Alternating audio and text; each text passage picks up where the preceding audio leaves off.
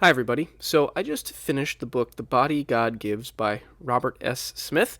This is published by Lexham Academic. I want to say thank you to Lexham for sending me a copy for review. This is my honest response to this really interesting and thought-provoking book.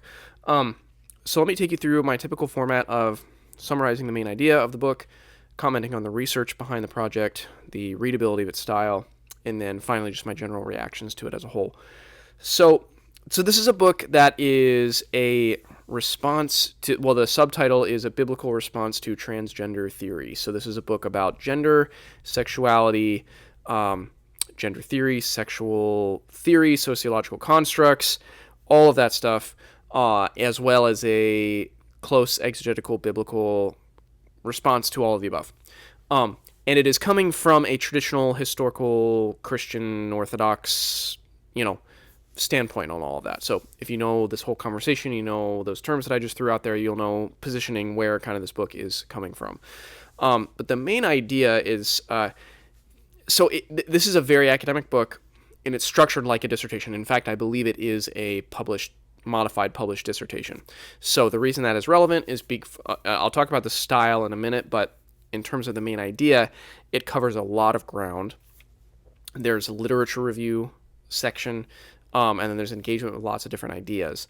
And what he essentially does through this book, it's basically in three sections, primarily two sections, but there's an intro section that goes over some methodology and some concerns about even how to construct an evangelical theology that takes Scripture seriously, which is interesting, but it's probably going to be the least engaging section of the three for most readers. Sections 2 and 3 are where kind of the meat of the book is, so to speak, and section 2 is a deep engagement with mostly gender theory and especially Judith Butler, but it's a wide-ranging, a lot more theorists than just Butler, but it's a particularly deep engagement with Butler and Butler's influence on the field of gender studies and gender theory and kind of the sociological work that's been done over the past several decades in that area. That's what section 2 is. It's a deep engagement with questions of how did gender begin to be conceived of as a sociological construct. In particular, how did differentiation between sex and gender start to be established in the theoretical literature? Who were the primary kind of movers and shakers in that whole arena? Who were the primary, where did the primary critiques come from? Where did pushbacks come from? How did the development, how did these lines of thinking develop over decades? What was the trajectory of them? I mean, that's all section 2 is like, how did these things take shape and form, and how do we end up in the place in where we're at today culturally, 2025 as I record this, where there's a lot of assumptions being made about gender as purely social, and the kind of determinative nature of these social ideas and social constructions on one's own sense of self and what bearing that has on biological concepts or phrases like sex assigned at birth and so on and so forth. So that's what section 2 is about. It's a deep engagement with the theory and the literature, and kind of it's almost like an intellectual history of those concepts over several decades.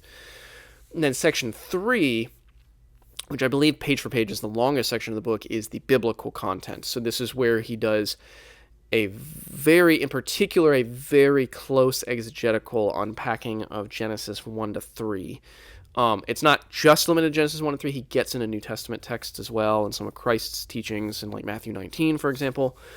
But it's really parked on Genesis 1, 2, and 3, and does a very deep work on the words involved, the Hebrew words especially that are involved, the kind of cultural concepts at the time of what would have been understood and why these terms would have been used and not other terms, and really trying to build a case built on the biblical texts, hence the methodological concerns in the very beginning of the book about being an evangelical methodology that takes Scripture seriously. Like, how does one build a kind of theory of gender and sex and human identity on the biblical texts with deep exegesis as its pillars? That's what part 3 is about. And that's the response to all the gender theory that comes out of part 2. That's how the book moves. Those are the main sections of the book. I'll comment more on those sections as I kind of talk through the other areas of the review, as it's relevant. But the research is top shelf. I mean, it is extraordinarily good. particularly in my opinion, particularly it shines in the second section of the engagement with gender theory and gender theorists, and Judith Butler in particular. So, I think, I'll say more about what this book succeeds at and in my final thoughts at the end, but I'll telegraph one thing here, and I think he does an extraordinarily good job at interacting well with gender theorists, with modern gender theorists. He does not portray any straw man arguments. He does not engage with the weakest form of the arguments he wants to respond to. If anything, I think he does an admirable job at portraying the strongest forms of some of the strongest and most influential gender theorists that have been writing. Now, I am not an expert by any means in that area, but I've read a good bit. I have read a good bit of gender theory and adjacent kind of fields, and from my best sense, I think he does a good job at not portraying them as, sometimes people will engage in these cultural polemics, and they will, if you've heard the phrase, besides straw man, maybe you've heard the phrase nut picking, like they'll just pick the craziest sounding quotes and then try to take them down, which with someone like Judith Butler, frankly, can be easy to do because her prose is notoriously difficult and like really, really messy and overly complicated and difficult to parse. And so people can do that with Judith Butler in particular. And I thought in particular the fact that he chose Judith Butler as the main figure to engage with and did not do that, actually, like, I think took Judith Butler like quite seriously and engaged with her in a way that actually helped the reader make sense of Judith Butler, which is not necessarily an easy thing to do, and I think treated her very respectfully, and still critiqued, coming off of that kind of poised response. I think it's just really quite an accomplishment, and that's really how the tone of the whole book. The whole book is like that, but it's really at its peak in that second section. I think the research is really strong. He engages with a broad range of theorists, and also does a very fair job at representing their thought accurately. He also he does a very good job at displaying the wide diversity of thought within gender theory itself. So the people who disagree with each other and the people who critique each other on different notions of what does gender as a social construct mean, or how do gender and biology play off against each other, and does one determine the other, and is one born out of the other or not? I mean, there's far from unanimous agreement in the field of gender theorists, and he does a really good job of portraying that wide array of voices.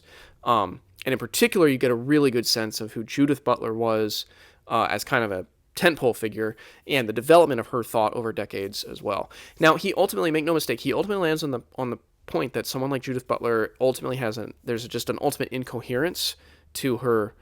If you try to systematize her thought, it comes out incoherent, is his argument.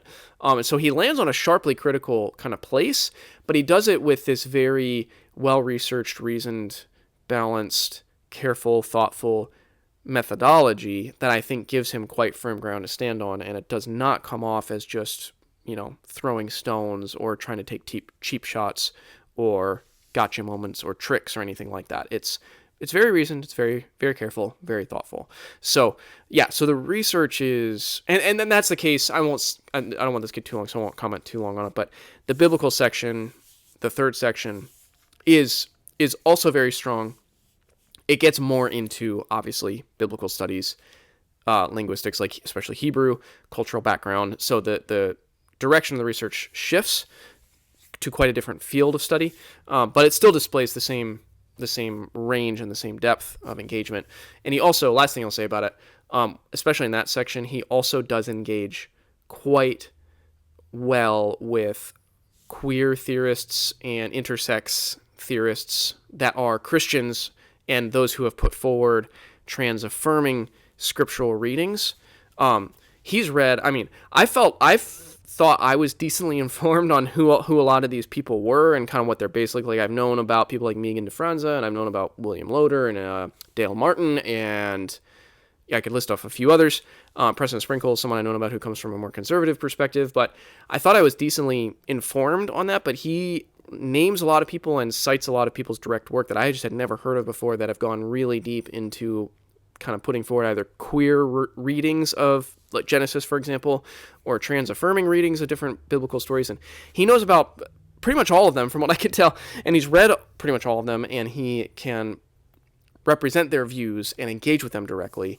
And that's on display in that third section. So anyways, research is probably, of my subcategories that I review books on, I think I would give the highest marks in the research area to this one. It's just extremely rooted in the literature and current literature, and represents viewpoints from all kinds of perspectives very well, while also landing on a firm viewpoint of its own. So yeah, that's the research. I've gone on long enough on that topic, so I'll move on now. Okay, the readability of it. This is not always the most readable book. I mentioned it's a modified dissertation. He talks about that at the beginning. So it reads like an academic prose for the most part.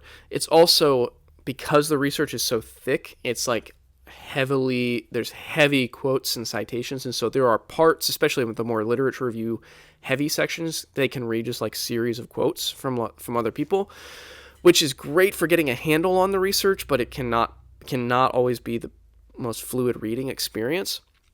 For me, I found, readability-wise, the second section, the engagement with gender theory, I found that the most engaging and kind of forward compulsory reading experience of the book, because I'm personally extremely interested in that area of writing and publishing.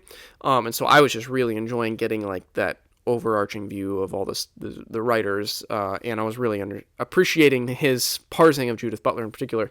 And so I really worked through that section fairly quickly. But overall, the book, it's quite academic. It stilts a little bit towards the drier end of things. It's heavy quotations.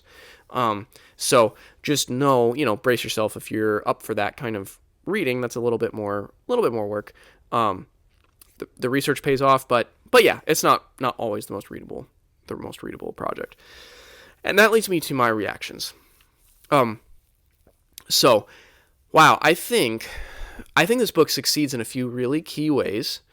I am really glad I read it, and I think one of the first things I want to say about it, at the beginning of the book, he reviews the kind of current standing of evangelical engagement with trans theory, and he essentially concludes that while there's some thoughtful people like Preston Sprinkle or Mark Yarhouse engaging from a more traditional evangelical perspective with trans theory, that he concludes that no one's done a much deeper, more rigorous academic work to like swim in the gender theory academic waters for a long time and the deeper exegetical waters for a long time, and essentially there's no like really robust volume engaging with all that stuff from the evangelical perspective. And so that's why he wrote this book. That's essentially what he lays out at the very beginning, the intro section. And I think to that end, this book succeeds at being that level of depth of academic theoretical know-how and fluency in research, positioned from an evangelical perspective that takes the biblical text seriously as a place from which to build a response to gender theory. So I think he succeeds at providing what he set out to provide in that objective: a deep, robust engagement with all that literature and biblical exegetical work in a single volume. I think he succeeds at filling a gap that's probably currently has existed in the evangelical publishing landscape. So I think he succeeds at that. I already tipped my hand to this, but another thing it succeeds at more specifically is in that second section, the engagement with gender theory. I think that is one of the best sections of a book that, like, in terms of summarizing vast swaths of this area of theory and theoretical work, I just think it's one of the best summaries I've read that does really, really fair representation of those views. And I mentioned this already, but like he helped me wrap my mind around Judith Butler as a figure. Like, not only her own thoughts and her ideas, but the development of her thoughts and the influence of her thoughts and ideas over time. And that section has a few like tables that break out the fragmentations of gender theory and the nuances that the different ways that they fan out in terms of how they view biological determinativism or not, or social construction, and how these things feed off each other. He brackets them out and really helpfully parses out the field in that way. And I just thought, man, that stuff is extremely helpful. So I think that was probably actually my favorite section of the book, is that second section. And I think he succeeds at engaging with that field, that wide array of theorists and writers, which can be notoriously difficult to parse out and really make sense of. He does a great job with that, and that's a huge kind of blessing of this book to give to people especially people who are trying to understand all of the publishing and all of the discourse and just wrap their minds around it on some basic level. This book does a really good job there. And then I want to comment on, there's one thing that I don't know that this book succeeds at. I don't know that it was trying to succeed at it or not, but I think it's worth comment given this whole topic and kind of the charged nature of it and the complicated nature of it and all of that. So this book purports to provide a biblical response to gender theory, to transgender theory in particular. And it succeeds at providing a biblical response. It really does, because it's rooted in all that deep research I talked about. And that third section, it does do a very close reading. And I found the exegetical work he did in Genesis, particularly Genesis 2 and 3, really interesting and helpful. And it's very, as someone who takes the biblical text seriously, it's very helpful and very illuminating, very interesting to read, very carefully argued and researched and everything. So he succeeds at providing a biblical response. What I'm not sure the book succeeds at doing, and what I kept thinking as I was reading it, is I was thinking about the transgender person or the person who's really in agreement with transgender theory, whether they or not themselves are trans, if they are really in agreement with kind of a hard transgender theory in his parlance. There's like a hard, soft trans theory. Someone who's in that kind of milieu or is in agreement with all that, I don't know that they would be convinced by this book that there should be a biblical response. In other words, he provides a biblical response, but I don't know that he makes the case for why that biblical response should be taken seriously by someone in serious agreement with transgender theory. I don't know if that makes sense. There's almost an apologetic angle that is kind of missing here. Now, you could argue that he, as he works through the trans theory section, he shows that there is ultimately an incoherence and a confusion in that whole theory. And so that opens the door for taking something like a biblical response seriously. I think there's an argument to be made there. I don't know that it's really made that robustly in this book. He kind of moves off of that really fantastic synthesis of trans theory or gender theory more generally, and then moves into constructing a biblical response. But it kind of presumes that you're the kind of, if you're reading the book, it kind of presumes you're the person that would take a biblical response seriously in the first place. It's almost like a prior that you bring to the book. And if you bring that to the book and you're looking for a constructive biblical response, this gives it to you really, really in spades. But if you're looking for more of a cultural apologetics or a persuasive case for here is why maybe taking the biblical witness seriously should be a viable, plausible option for you as a person in this current cultural moment, I don't know that this book quite does that. So I hope that makes sense. That's something that I was really wrestling with as I kind of landed my reactions to this book. And I do want to say all those things it succeeds at are extremely helpful and kind of make this book unique in the landscape of publishing in this topic. I'm keeping it, and I will definitely be reviewing it for kind of refreshing myself on some of these areas of research, particularly that second section. And then if I can definitely see myself, if I preach or teach on those early chapters in Genesis, some of the work he does here as it relates to what those sections teach about what could be derived as a classical Christian doctrine of gendered embodiment. That stuff is really solid and really good. So just know what you are getting and what you're not getting if you go into this book. That all being said, I'll land here because this has gone on long enough. This is such a fraught topic. I'm trying to walk carefully through my reaction to this book. What I want to say, kind of by way of recommendation, is that if you have read people like Preston Sprinkle's book Embodied, which I appreciated, there's a lot of writing on that. Someone on the more maybe affirming side, quote unquote, would be James Brownson, whose work I also appreciated. I've gained a lot from. I mentioned William Loader. His work on kind of the cultural context and cultural understandings of sex and sexuality is really helpful. But he's not coming from the more traditional perspective either. So anyways, if you've kind of read around this whole topic as I have, and you are interested in a deeper dive, The Body God Gives is excellent for that. And I'm keeping it because it supplements to a lot of that other reading I've done. So if you read Embodied, Preston Sprinkle's book. It's very thoughtful, it engages with data, and it does some light engagement with the theory. This is kind of the next level off of that. It goes into much deeper territory. And so if you're prepared for that kind of reading, then definitely highly recommend this. If you're not, and doing a deep dive might be a little bit overwhelming to you, I would say read something like Embodied first, then read this next for a little bit more of a substantive, robust kind of supplement to what's going on there. But those are my thoughts and those are my recommendations on this really carefully constructed and solidly argued book. So yeah, I hope that helped you kind of wrap your mind around what this book might be and whether this would be something you would want to spend your time with. But that is The Body God Gives by Robert S. Smith and Lexham Press. As always, thank you for taking some time to watch.